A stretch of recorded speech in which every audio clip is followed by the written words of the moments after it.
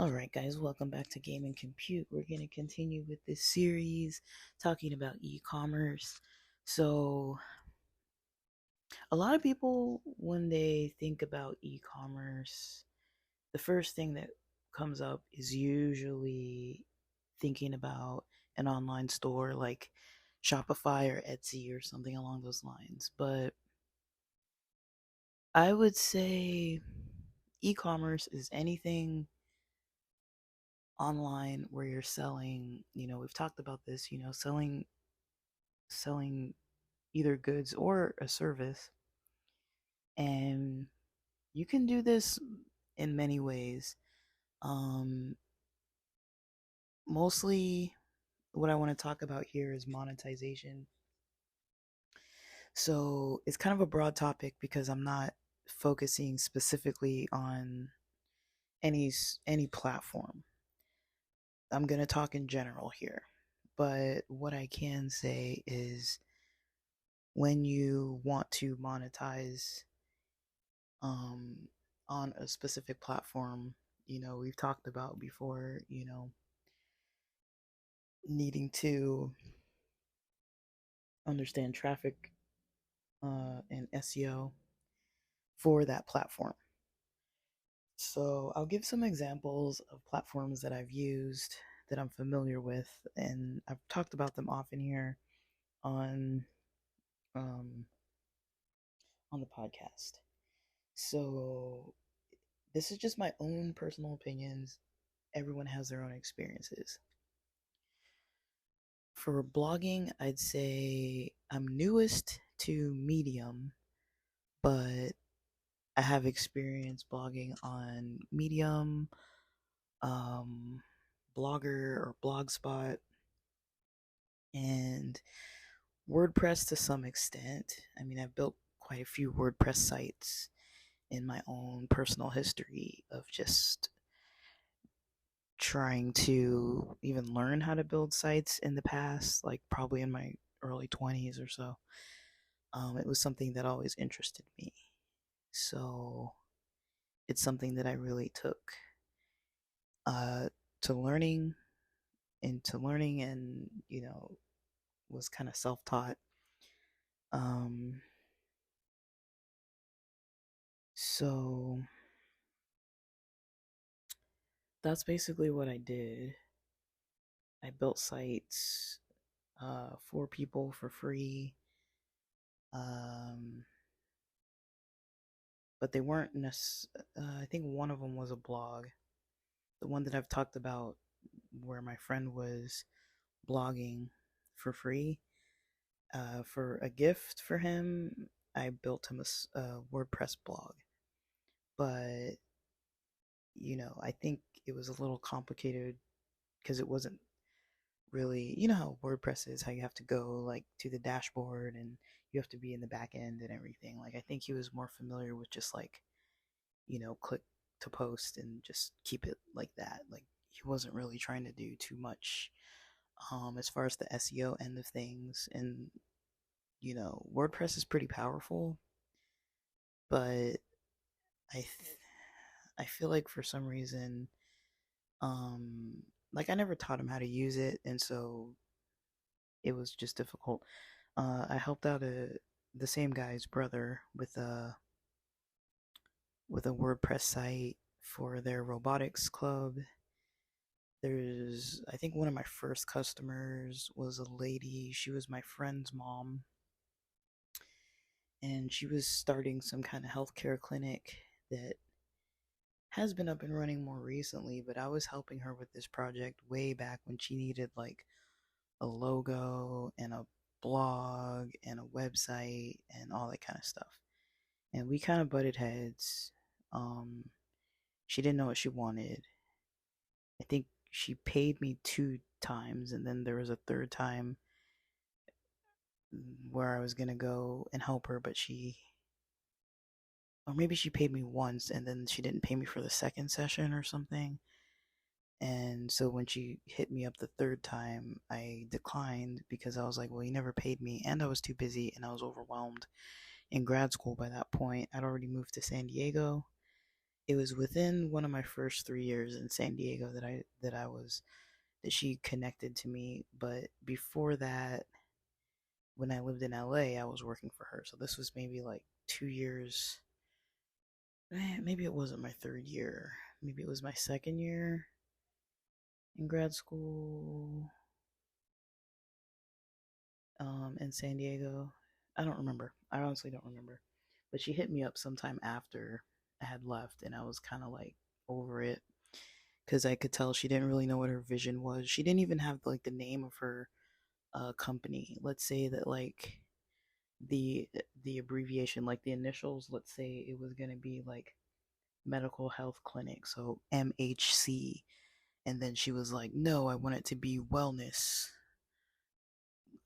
clinic of health, so I want it to be WCH." And it would be things like that. And she's like, "Oh, I want this logo or that, and put these letters or those."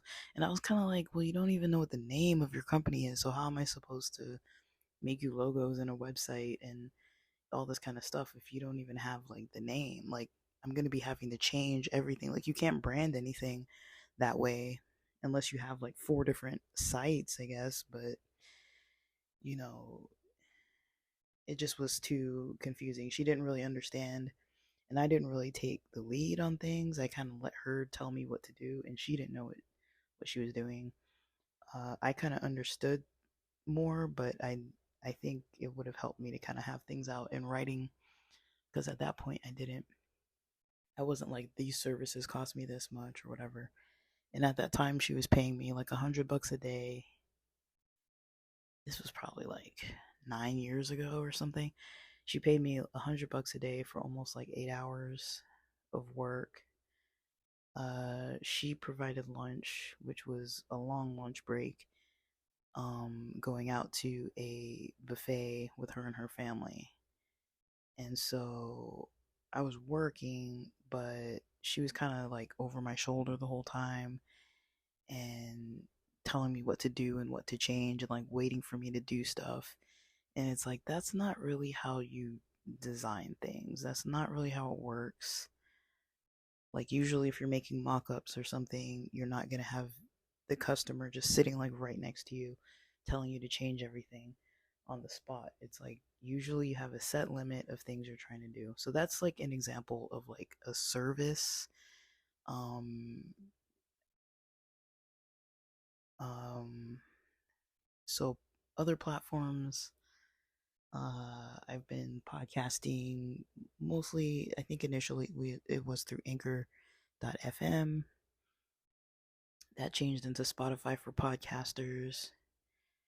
Um, and I've been on um, YouTube, uh, LinkedIn, Instagram, TikTok, a little bit of TikTok. So I can tell you my experiences. Now, this isn't going to be something that everybody can repeat.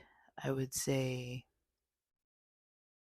just talking about different types of services I've dabbled in or monetized to be able to get some kind of payout. Oh yeah, I'll talk about Shopify and Etsy as well. I would say the first thing you have to do is when you figure out your either product or your service, you want to figure out what's the best platform for you to use. Now, for example, if you were selling something that was visual based, like I don't know, some kind of glow in the dark slinky or something, glow in the dark ball that you could bounce around on the walls in your house and it'll glow in the dark.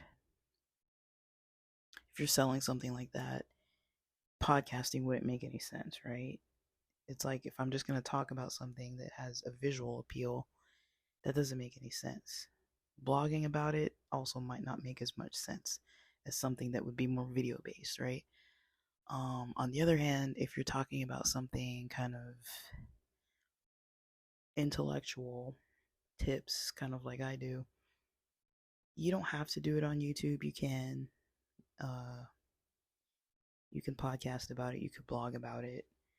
Um, if you're doing more tutorials, you probably need something more like long form tutorials, probably YouTube. Short form, just kind of like, look how I made this much money. I did step A, B, C, and here you go. You could use like Instagram or TikTok. If that's a kind of example of like a service, if you're trying to show something quickly that you did. Um, if you're trying to show examples of um I'd say when you want to post more, YouTube, I mean a lot of the platforms you can post more. I feel like stores you're not really going to be posting a new item every day, but like, if it's something on like a blog or a podcast or a YouTube channel, you could technically post every day. TikTok, Instagram. But yeah, if it's like a store, you're probably not going to be like, we added a new product like every day. Maybe, I don't know. But that does not sound like what people normally do. Usually people have like a product or a general store. But let's talk about these. Let me talk about some of my monetization experiences um, over these different types of platforms. And I might miss some. Uh, so let's talk about. Um, let's talk about. I would say Medium. Medium is probably the easiest platform to get traffic to. Medium and TikTok, in my experiences. If you're thinking cold traffic, Medium and TikTok seem to be two of the easier ones. Like if you're just going in cold without really a whole lot of other like backlinks or anything, because Medium already has people on there who read. Um, TikTok already has people on there who are just viewing. There are a lot of people on TikTok that don't even create content. Same with Medium. There are a lot of people who just like to read and they don't create content. Um, so, in my experience, if you're just looking for organic traffic, depending on what it is you're posting about, those are two platforms that are pretty quick where you don't really have to necessarily build an audience before you start posting things. Now, I would also say YouTube and podcasting can also be a great source of organic traffic. Um, just cold traffic. You're not paying for any of this at first. You're just posting up stuff and it's doing well. Um, so cold traffic, to a podcast, I would say podcasting used to be easier. It used to be easier when um when there wasn't so much competition.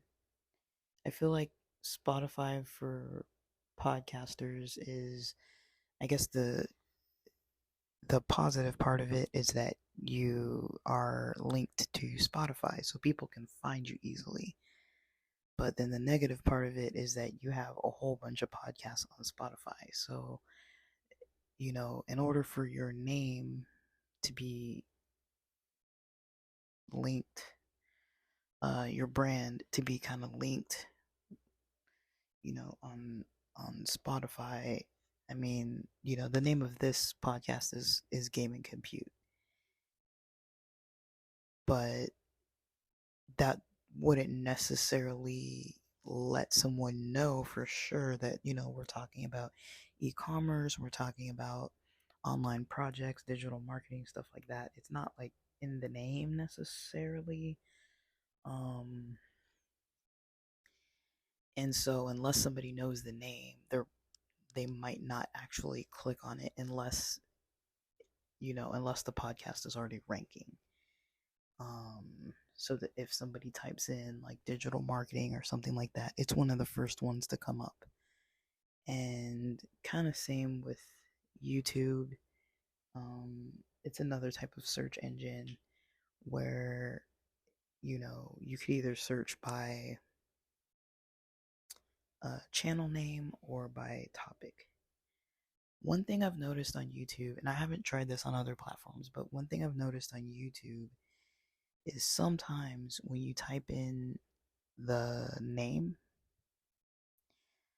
uh, of the channel, it doesn't always come to that channel. Um, so, for example, they've recently changed a lot about YouTube.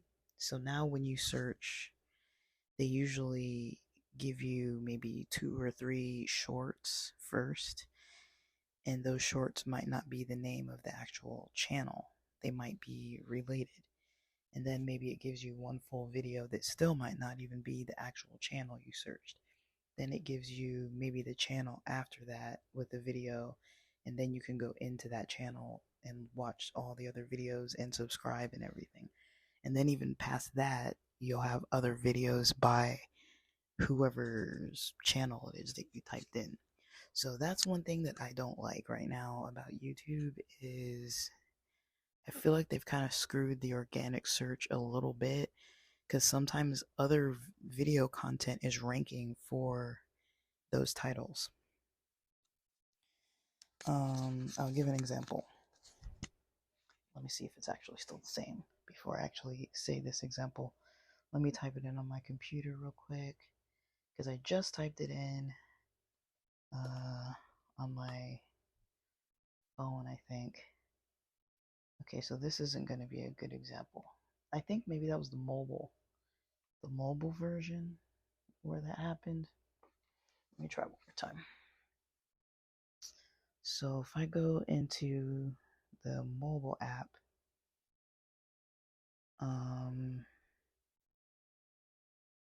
so yeah, it's not doing what it did earlier, but let's see. So it's not doing it right now actually, but earlier when I typed in Biaheza, oh now it is. So I don't know. So yeah, I typed in Biaheza. It has the latest from Biaheza in like a banner, and it also has goodness, I lost it. It has this video by this other guy. It's not even Biaheza. It's some other dude. Trying to find in my history because I just watched it. Oh my goodness.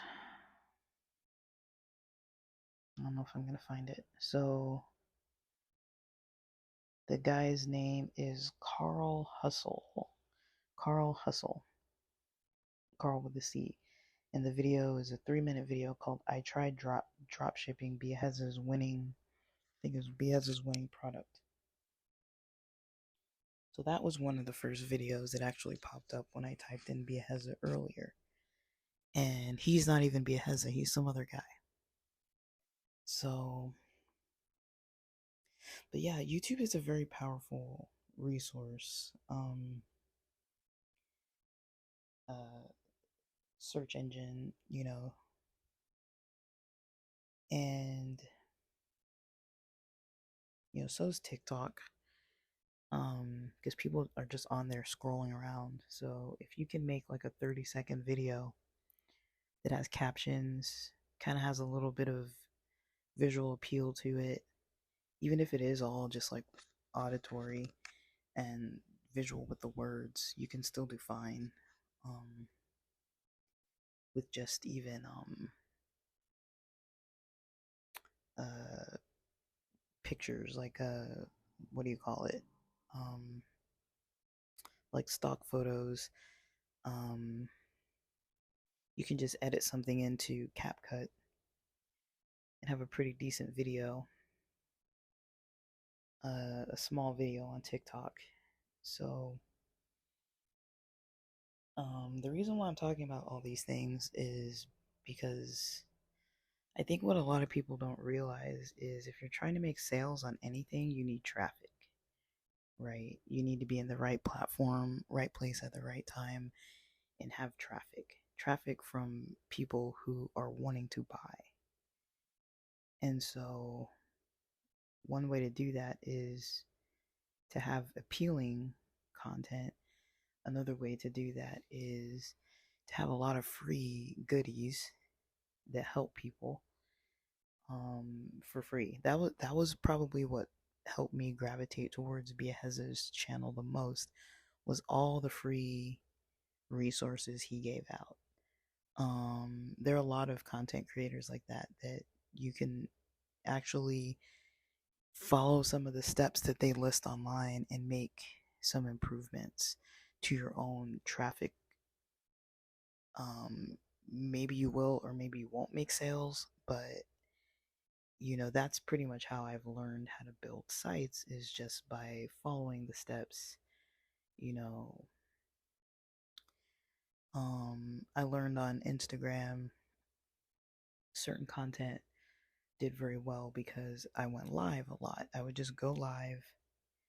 I had a podcast and a YouTube channel where, because I'm living in a legal state, I would just kind of, you know, blaze up a bit and, I'd be live just talking about whatever. The YouTube channel had reviews of some of the products that I had for like edibles or vapes or whatever that I wasn't selling them. I was just consuming and reviewing products or just under the influence, just talking streams of consciousness kind of stuff. Um, and people like to hear it. So people who are into that kind of content would tune in to listen, to watch. Um, just the only thing about it that kind of maybe bothered me a little bit was because I didn't like being so um, attached to something with so much stigma to it and being online, having an online presence that was growing very fast. Um, but I was like, I don't know, I don't want this to like be part of my like professional profile, So I kind of dialed back because I was like, people can Google you, people can search you. I don't want potential employers searching me and finding that. I don't want to be ranking for that necessarily. Um, so I kind of dialed back, but it was interesting and people liked it. People still like it. Um, I'm still getting comments and subscribers from like 3, 4 years ago from stuff I've posted. Um, LinkedIn can be a very powerful way of showcasing services. Um, you can kind of talk about what you do or talk about what other people do. Uh, it's also a good traffic resource. And I would say the best way to monetize a site where you're posting routinely, um, you want to have a lot of data to work with, post a lot of content, post what you know first, um, post information that's pretty up to date and what you know, personal experiences, whether that's good experiences or bad experiences, provide some value. Don't just try to pitch, your course or your product or whatever. Provide value for free before somebody's even buying anything, you know, and provide a lot of free value. You got to think about the economy nowadays too. Um, you the more free value you provide, I do believe that is one of the better routes to take. Now, it takes longer because you have to, you can't necessarily, well, you can, but you can't necessarily put up a podcast or a YouTube channel or whatever and post like 50 episodes in one day. Like, just start creating them in a month or whatever and then just post them all in one day. That would be weird.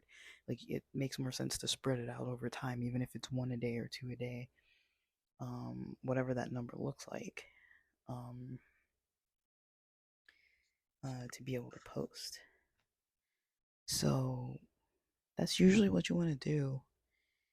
Um, you want to post a lot, and then you go from that stage and you look at the analytics and you see what is it that people are interested in.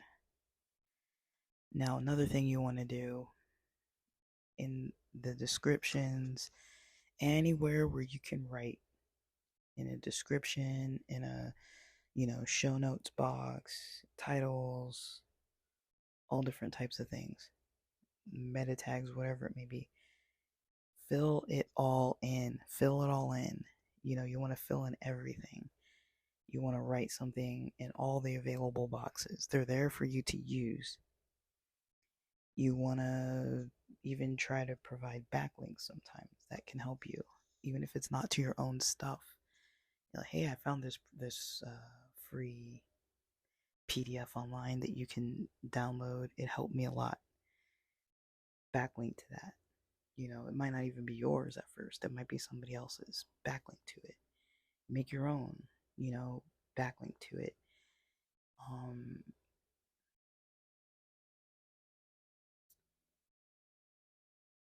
you know, it takes time, but if you think about it, even if you posted one topic a day for a week, you'd have 7 topics already. If you did 2 a day for a week, you'd already have 14. Now, if you get no engagement after 14 posts in 1 week, something might be up. You might want to see what it is. YouTube is big with titles and thumbnails.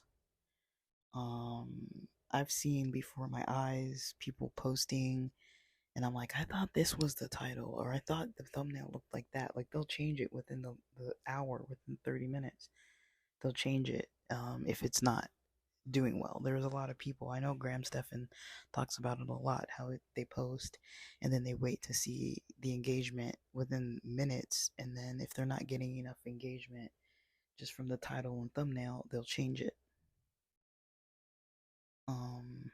So making sure you're knowing about the best practices. I mean, I've talked about this before, but you know, Medium for blogging and Spotify for podcasters have both recently changed their monetization criteria. So those of us who were on there for free on Medium now have to pay and subscribe every month for $5 to be able to even make any money. Those of us who were on Spotify for podcasters, initially with Anchor.fm, we were on there monetized from the start. It didn't take a lot of work to get monetized. Once we switched over to Spotify, now we have to have 100 listeners in a month, or 30 days or 60 days or whatever. That's changed in September. That changed so that now you have to have 1,000. You have to have 1,000 instead of 100 in a 60-day period and at least one post. So they're upping the game on all of these platforms, making it so you have to have more and more and more. I think a lot of people remember the process with YouTube when I first started posting on YouTube like 15 years ago or something ridiculous like that. 10 years ago, 11 years ago, it was in the double digits that I started posting on a YouTube channel. I posted on there and I got a whole bunch of views. Um,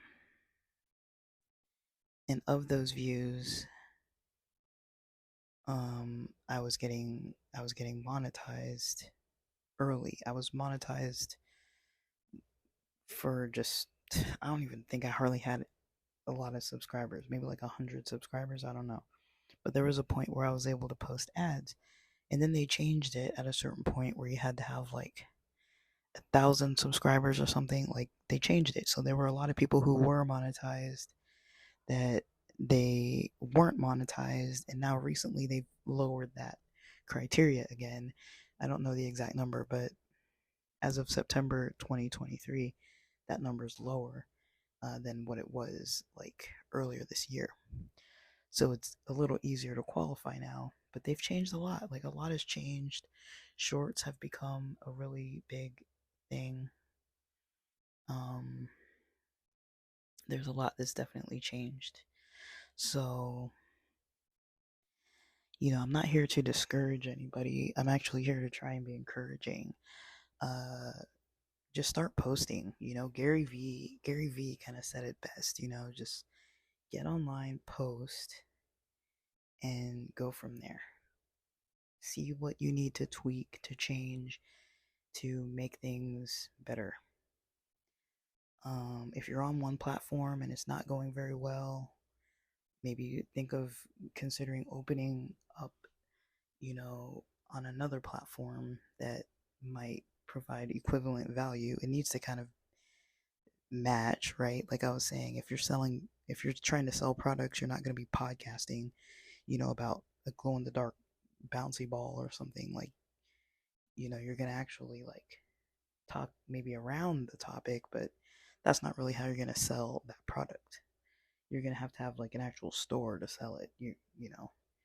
If you just post like a link to like eBay in your podcast and hope that people are going to listen to your episodes and go buy this ball.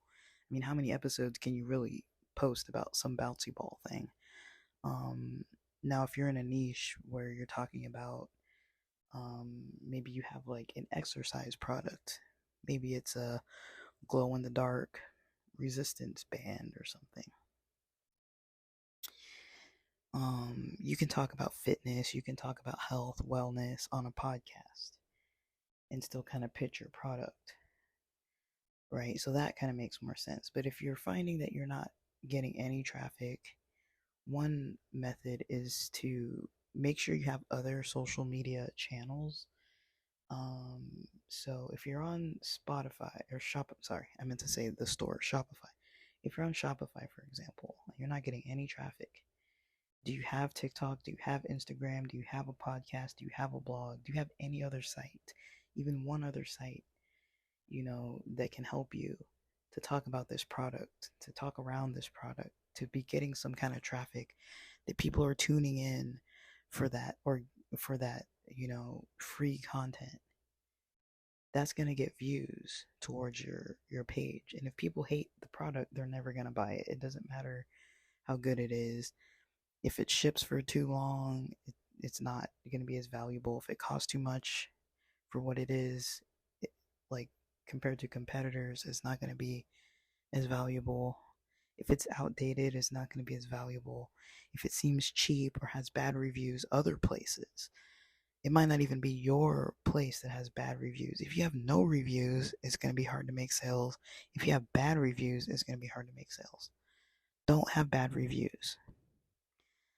Don't sell products that have bad reviews in other places.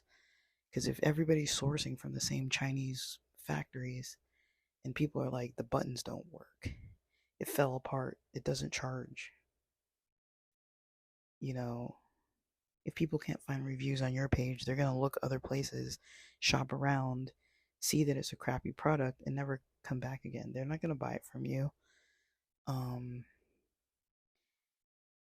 if somebody sees that something shipping from China is going to take like 2 to 4 weeks, why can't they just go on AliExpress and buy it themselves for like $2 instead of like the $30 you're selling it for, right? They might as well buy it somewhere else, save all the fees, pay like, you know, only 10% of what you're selling it for. people see straight through that. You know, this stuff isn't new anymore. Drop shipping isn't new anymore. A lot of this stuff isn't new. It's evolved, and you have to keep up with the evolution. So that's all for today. Uh, and with that, thanks for listening.